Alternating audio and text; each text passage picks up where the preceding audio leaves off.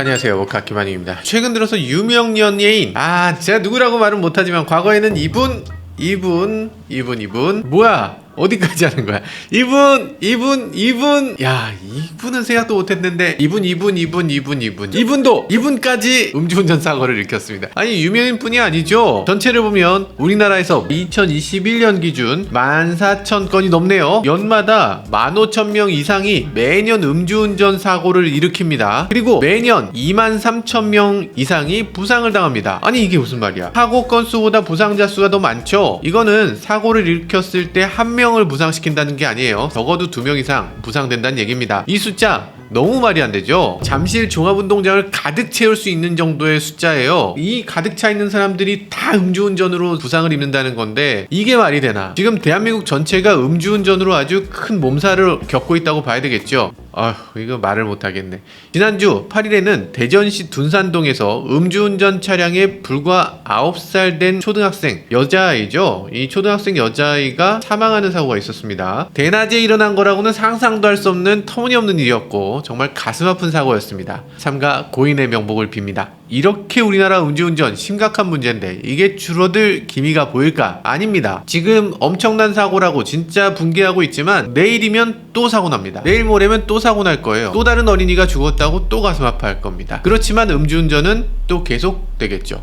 우리나라 음주운전 이거 저절로 줄어들까? 단언컨대 그럴 리가 없습니다. 음주운전이나 음주운전 측정 거부를 2회 이상 한 사람에 대해서 가중처벌 적용하는 이른바 윤창호법 있잖아요. 잘 시행되고 있다고 생각하신다면 아닙니다. 작년에 이게 위헌 판결을 받았어요. 그것도 한 번이 아니고 3번째 위헌 판결을 받아서 결국에 폐지됐습니다. 게다가 윤창호법이 시행되던 중이라도 크게 다르지 않았습니다. 음주운전 처벌을 강화한다는 내용은 있었지만 실제 처벌은 변하지 않았어요. 그 유명한 이분 얘기해도 되나? 그 유명한 장제원 의원의 아드님 노엘님도 무면허 운전을 하다가 음주운전으로 사고를 내고 음주 측정도 거부했는데 근데 이분도 실형을 안 살고 있죠. 아직도 재판 중입니다. 이미 그전에도 음주운전으로 차를 몰다가 교통사고를 냈어요. 그리고 운전자를 바꿔치기 했습니다. 그러다 걸려서 2년 집행유예를 받으셨는데 또 한 번 그게 걸렸잖아요. 이거 당연히 윤창호법인데 이걸 그냥 납득이 안 되는 게 한둘이 아니죠. 음주운전으로 사람을 다치게 했는데 집행유예라니 이게 무슨 말인가? 뿐만 아닙니다. 음주운전으로 사망하게 됐다면 어떻게 됐을까? 원래는 음주운전으로 사망하게 되면은 당연히 징역이어야 될 것 같잖아요. 물론 징역형도 있습니다. 대전지방법원에서 횡단보도 건너던 사람을 치어서 사망케 해서 징역 3년, 전주지방법원에서 징역 3년, 의정부 지방법원에서는 징역 1년 6개월, 피해자 유족과 합의했다고 하는데 그래도 징역 1년 6개월? 이렇게 된다는 게 굉장히 놀랍죠? 재벌집 막내 아들 같은 드라마 보면 그렇잖아요. 맨날 청부살인할 때 맨날 사람을 어떻게 하려고 하면 맨날 트럭이 와서 들이받잖아요. 야, 저게 말이 되냐 할 텐데 그게 말이 됩니다. 왜냐면 우리나라는 칼이나 총이나 수면제나 다른 어떤 걸로 살인을 해도 사형이나 무기징역이나 5년 이상의 징역을 살게 돼 있어요. 근데 차는 교통사고로 사망하면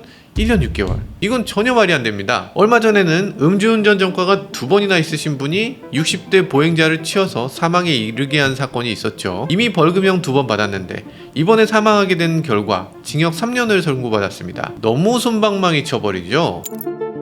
이런 경우는 어떻게 해야 될까? 바로 곁에 나라를 보면 뭔가 알 수 있습니다. 일본인데요. 음주운전이 장난이 아니었습니다. 일본 그래프 보면요. 한 해에 무려 1,480명이 음주운전 사고로 사망했어요. 그러던 게 이제는 한 해에 176명. 많이 줄긴 했네요. 이 그래프를 보면 그 사연이 있습니다. 딱 2003년부터 드라마틱하게 떨어지는 걸 볼 수 있죠. 대체 일본에 무슨 일이 있어서 이렇게 떨어졌을까? 1999년 일본에 있던 한 사건을 보셔야 됩니다. 이때 술을 마시고 고속도로를 달리던 트럭 운전자, 가족 여행을 하고 있던 승용차를 그대로 들이받아서 뒷좌석에 타고 있던 자매가 사망하는 사건이 있었다. 그게 시발점이 돼서 처벌이 강화되고 음주운전이 드라마틱하게 줄었다.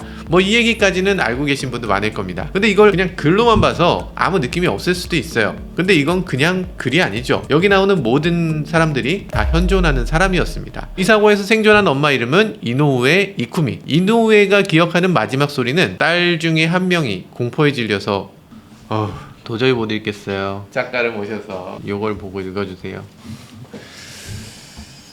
이노우에가 기억하는 마지막 소리는 딸 중 한 명이 공포에 질려 우는 소리였다고 합니다. 게다가 당시 이노우의 이큐미는 셋째 아이를 임신한 상태였습니다. 임산부가 부서진 차에서 기어나와 아이들을 구하려고 돌아섰을 때 뒷좌석은 이미 화염에 휩싸였습니다. 이노우에는 기적적으로 살아났고 남편 야스타카도 몸에 불이 붙어 6차례의 수술 끝에 살아남았습니다. 하지만 두 딸, 3살 카나코, 1살 치카코는 화염 속에 사망했습니다. 어떤 고통일지 상상할 수 있나요? 트럭 운전자는 다니와키 케이이치입니다. 이 사람은 사고 전 소주 한 캔, 위스키 반 병을 마신 걸로 밝혀졌습니다. 업무상 과실치사로 유죄 판결을 받았지만 최고형보다 1년 적은 징역 4년을 선고받았습니다. 이노우에는 음주운전자를 고속도로에서 몰아낼 수 있는 법적 수단이 거의 없다면서 일본에서의 음주운전 처벌을 강화하기 위한 청원서에 37만 4천 명의 서명을 수집했습니다. 그래서 2년 후에 일본의 국회는 음주운전 등 위험한 운전으로 사망에 이르게 한 범죄에 대해 최고 징역 30년 이상의 형을 부과할 수 있는 법률을 통과시켰습니다. 6월에도 정부는 음주운전에 대한 처벌을 강화해 벌금 최고액을 4,200달러로 올렸습니다. 세상에 이게 너무 가슴이 아파서 읽을 수가 없어요. 작가님 감사하고요. 아무튼 일본은 우리하고 전혀 다르죠. 법정 소송을 하는 경우가 거의 없습니다. 일본은 약간 세상에 적응하는 분위기, 보수적이랄까? 세상에 자기를 맞추는 약간 그런 분위기가 있죠. 일반인들이 법정 소송을 거치는 경우가 거의 없습니다. 굉장히 적어요. 그런데 이노우에는 끝까지 싸워서 이겨냈죠. 당시 판사는 자식의 죽음을 목격한 엄청난 충격에도 불구하고 유사한 사고가 재발하지 않도록 이 목숨을 바쳤다면서 트럭회사 측에 우리 돈으로 21억에 달하는 막대한 금액의 배상을 판결했다고 합니다. 자식을 잃은 아픔 무엇으로 배상할 수 있을까요? 무엇으로도 배상할 수 없겠지만은 우리나라도 최근에 있었던 이 어린이 사망 사고들의 이 못지않은 책임을 물어주길 바라겠습니다.